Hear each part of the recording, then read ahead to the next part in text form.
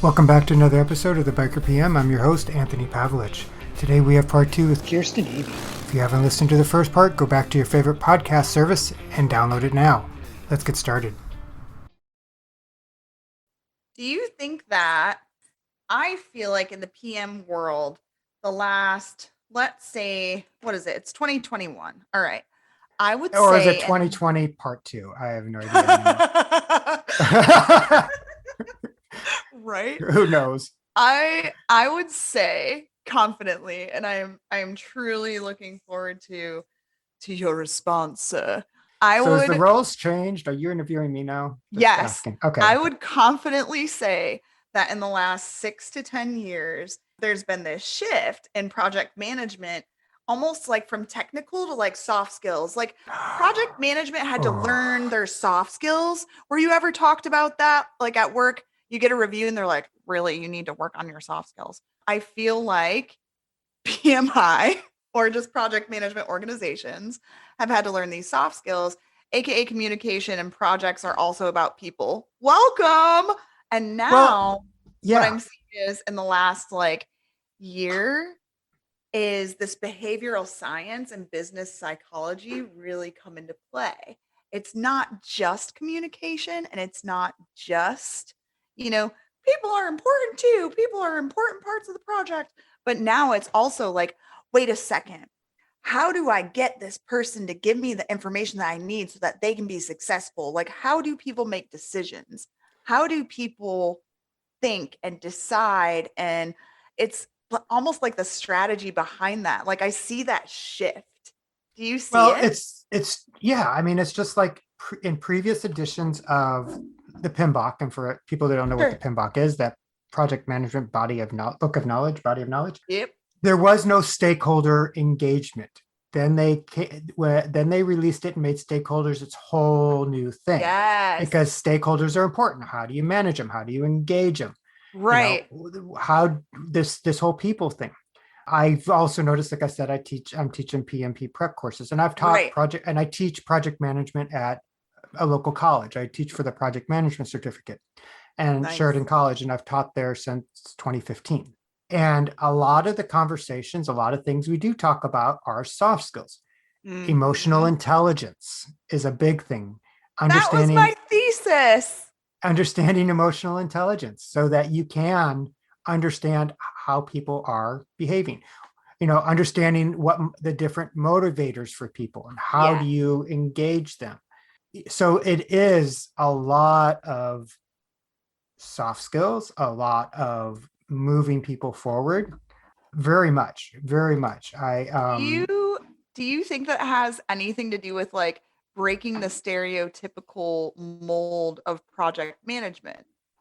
How a stereotypical project manager looks, how they act, the age range, the tens of thousands of years of experience and using technical knowledge so that people don't understand.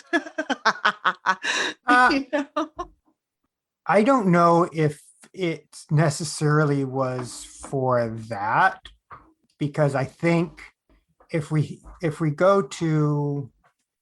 think about it from a PMI standpoint, sure, I think it is a good positioning point for PMI to say that we're more than just technical. We are also people. And because I honestly don't think that PMI always, so I think the additional soft skills does make the project manager look a little more rounded, but also gives them more responsibility as far as the project and the people goes. Because unfortunately, not all project managers are people. Right. And because they are looking at just the processes. Yeah. Right. So it helps give them a little more rounded, and it helps them actually manage the team as well as the project. Absolutely. I've got to say, I've taken a much more strategic approach to projects than technical. And reason being, a lot of the companies that I'm working with, again, whether they have, 100,000 employees or 50, is if I use the technical language that I have I have these fancy letters. I have the PMP, I have a master's, I have all this stuff. If I use the technical language that I have been taught, no one will buy in because of the types of projects that I'm taking on, okay? They're not as technical. They just aren't. What's interesting, though, is that they still want someone that's PMP certified. Yes. And I say, oh, okay, I have those letters. That's great. I can totally help you out. I mean, you don't necessarily need it in this case, but I'm happy to help you, right? Yeah, it's like I got my master's degree in project management. That's what my master's degree Nice. was. That was my concentration. And then I did get the PMP because even though you have that, people want, like you said, the PMP, Absolutely. which is the same reason why, even though I had the experience, I went and got my agile certification because it gives Yep. people want. They look at that before they look at experience anymore, it seems like. And so I think with the PMI positioning and putting all these soft skills in, it does help the PMI's reputation as far as what their project managers can do. It's just so interesting that, you had brought up emotional intelligence specifically, or EQ. And EQ started in the early 90s. It actually came from, it was an article in the Times. I believe it was the front page. I believe it's the Times. Woof. I wrote this thesis in 2016, right? So like, don't shoot me.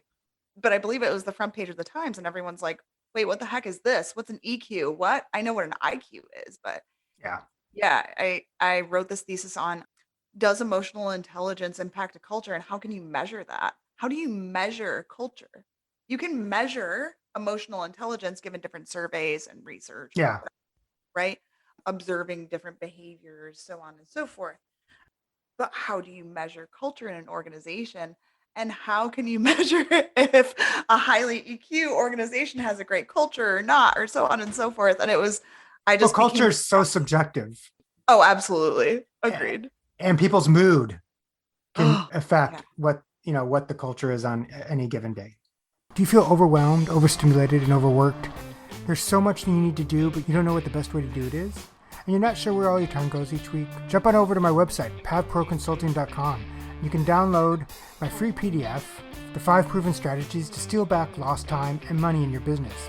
And while you're there, you can book a free process discovery session, pavproconsulting.com. Move forward with confidence, focus, and productivity. For sure. But now, so I started that, getting really into it, just nerding out totally, and the obsession of finding articles and, stalking Dr. Goleman. Just kidding, Dr. Goleman. Just kidding, Dr. Bradbury. Those are the two gentlemen that you want to look up. They're killer in that field. And then I made that move. We'll tag them in this podcast. What's up? I'll tag them in this podcast. Do it. They are awesome. They are they're incredible. We're stalking the fathers of EQ. No, and then from there, it's again, my interest has evolved. And I don't know if this has anything to do with watching like Criminal Minds or like true crime stuff all the time. Like I go to sleep to that stuff. I loved Criminal Minds. Right. But now for me, it's all about what is the behavior telling us behind these decisions that need to be made? And if I can understand better the behaviors within organizations and how change is influenced already and what that culture looks like and why and how they make decisions, project manage way better for them. If I understand how to get what I need and how to truly understand what they need. So now I have this new obsession.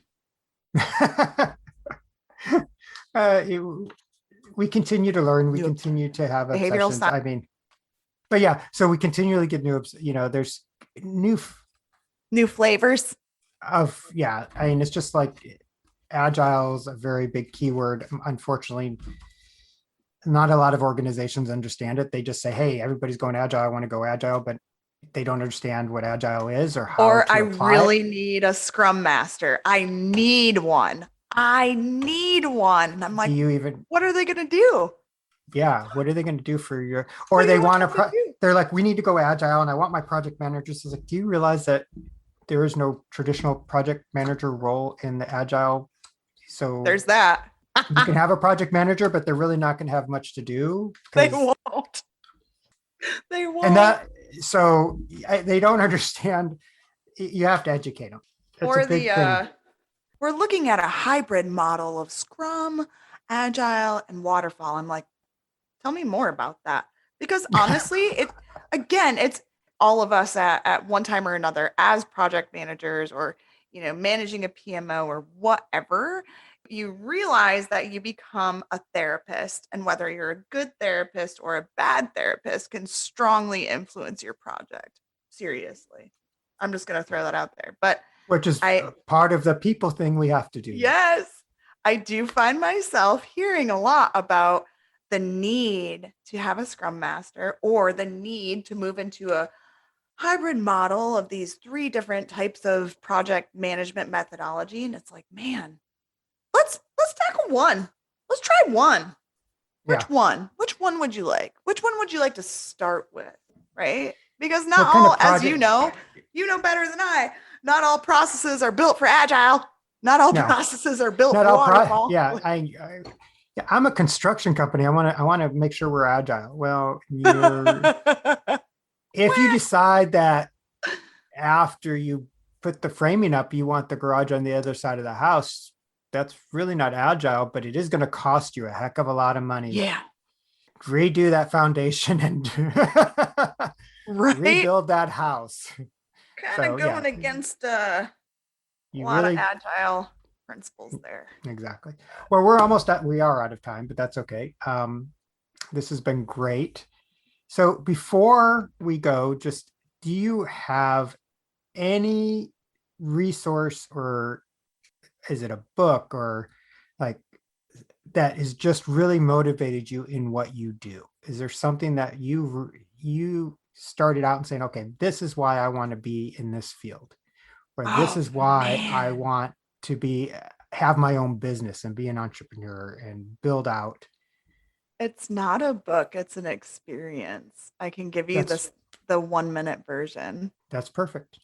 So I was living in Denver, Colorado, and I got laid off from my second job. I'd never been laid off before, but I got laid off for the second time in Denver. Those two jobs were both project management jobs. I was so happy when I got laid off the second time that I cried. I was so happy. It was such a toxic company. It was not good. They did not treat employees well, and that really bothers me. And I'll tell you my story as soon as you're done. yeah, Very I similar. decided, I was like, wow, first of all, thank you, universe. And what made it even better was the severance for the first company that I got laid off from was like $40K. And I had only worked there for 3 years. I thought that was super nice. I was very appreciative. I could pay my rent. That was great. And then the second company, the super unethical, no bueno company, gave me a severance of $1,200. And my rent was $2,200. And so, again, thank you, universe. And thank you for the push. I decided then and there, I will never, ever, ever let any company have control over the money that I decide to. That's it. So that experience, truly, I started that day, the day that I was laid off. I recalled my LLC. Where was that LLC? Did I ever do an EIN? Did I ever do this? Did I ever do that? I contacted everyone in my LinkedIn. I have tons of connections, right? And said, hey, I don't know if you knew this, but I'm doing this now. This is my business and I can help you with this, this, this. And I just started building it over time. 4 years later, we have 8 of us working with clients all over the world, doing what we love, traveling, biking, going to the beach, doing whatever, but also making sure that our clients are taken care of and we get to work with the people that we want to. So truly for me, it was an experience. As far as, I don't know, like books and things, I'm all over the place, man. Yeah. All over the place. So I don't know if that would be helpful to anyone. But I'll send you a list of my faves. I had a similar experience at my last company. The last 2 companies I worked for here in Canada, which I live in Canada, I live near Toronto. Mm-hmm. The last 2 companies that I actually worked for, one was I went in to bring Agile in. Okay. Which was really difficult because one of the programmers and managers that I was managing was also one of the owners. And Oof. his brother was another owner, which was really the product owner. And Woof. trying to get them to actually abide by, no, you don't go to the developers and change things because we're doing a sprint and we need to keep the sprint as we've designed it. It was just not the ideal place. And I ended up leaving there. I knew great people. I loved the people and everything. It's just, they weren't really receptive to what needed to be done. And I just got to the point to where I can't help you if you're not going to help yourself. Oof. If you can't get out of your own way, right? Yeah. And then the second one I was at was just like the last one was very, very toxic, very abusive verbally, the owner to the employees. I was pretty much a very small company. So I was really kind of like up there with him. I took a brunt of a lot of it.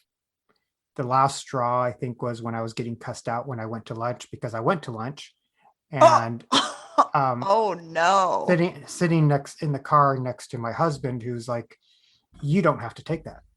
No. And I resigned that weekend and gave my 2 weeks notice, and then I was going to stay on longer. But I just, at one point, just the abuse was to the point where I'm like, I'm not going to stay longer than my 2 weeks. And absolutely not.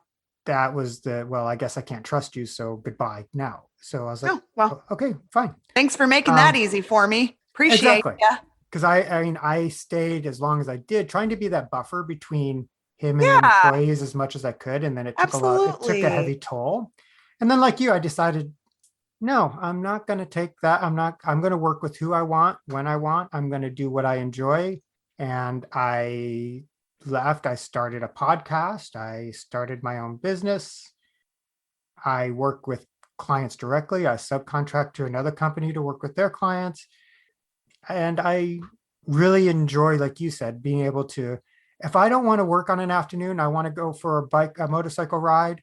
I go for a motorcycle ride. And then that evening I'll catch up on what I need to catch up on. 100%. As long as I make sure what my client needs is done when they need it. Exactly. My boss is really willing to let me go and do what I need to do. That's right. And I thank him. That's right. It's been interesting bringing on employees, and the majority of them come from corporate backgrounds, and I have to shift their mindset, and it takes about a year. It takes about a year to a year and a half to mess with, look at that, clean language. Yes. Their minds and their mindsets. Right? Yeah. Wait, I can go for a bike ride. I'm like, you can do whatever you want with your life. I support you. As long as the client's happy, as long as you have your work done, as long as I know what's going on, you sure can. You sure can. Yeah, exactly.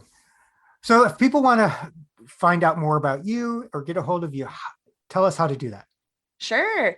The website, www.pathtosummit.com. That's PATHTOSUMMIT.com. You can hit me up on LinkedIn. It's linkedin.com/in/project manager Kirsten. No one had taken that one yet. Isn't that cool? That's awesome. I thought that was really cool. But yeah, those are really the two best ways, I would say. Or we have a good old email address, info@pathtosummit.com. Drop us a line. Tell us what's on your mind. Tell us what you need help with. We're happy to help. Amazing. Thank you very much for joining us today. Thanks for having me. It's been a great conversation. Absolutely. Let's nerd out again. Of course, and we'll keep in touch. Thanks for joining us for another episode of the Biker PM. Don't forget to subscribe and leave a comment. I'd love to hear what you think. And remember, if you're an entrepreneur that wants to be with like-minded individuals and improving their project management skills, join the Biker PM Facebook group and watch out for some exciting news coming soon. Until next time.